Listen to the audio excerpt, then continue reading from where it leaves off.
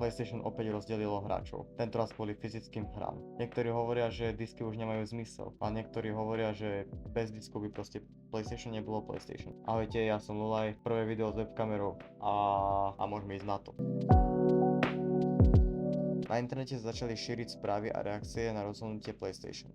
Mnohým hráčom sa to nepáčilo a okamžite sa rozbehla diskusia. Digitálne hry majú svoje výhody. Nemusíte nikam chodiť, si to kupovať, môžete si to kúpiť priamo z konzole a za pár minút to máte stiahnuť. Takže fyzické hry majú tiež nejaké tie svoje výhody. Môžeš to požičať, môžeš to predať, ak sa ti hra nebude páčiť, alebo jednoducho si ich proste nechať v zbierke. Veľa hráčov preto stále kupuje hry na diskoch.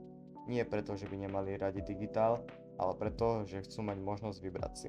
Celá situácia zašla až tak ďaleko, že niektorí hráči začali podpísať petíciu proti zrušení fyzických hier. Je vidieť, že táto téma vôbec nie je malá. Vlastne, vy keď si kúpite fyzickú hru, tak vy tú hru vlastníte, môžete si s ňou robiť čokoľvek vy chcete, už aj ju roztrieskať o zem, alebo ju proste dať kamarátovi požičať, ale keď máš digitálnu verziu hry, tak ty vlastne nevlastníš hru ako takú, ale pri digitálnych hrách to je inak. Keď si kúpite digitálnu hru, vy nevlastníte hru ako takú, ale iba licenciu na to, aby ste si ju mohli zapnúť a zahrať. Práve to niektorým hráčom prekáža.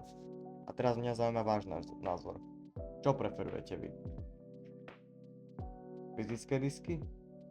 Alebo digitálne?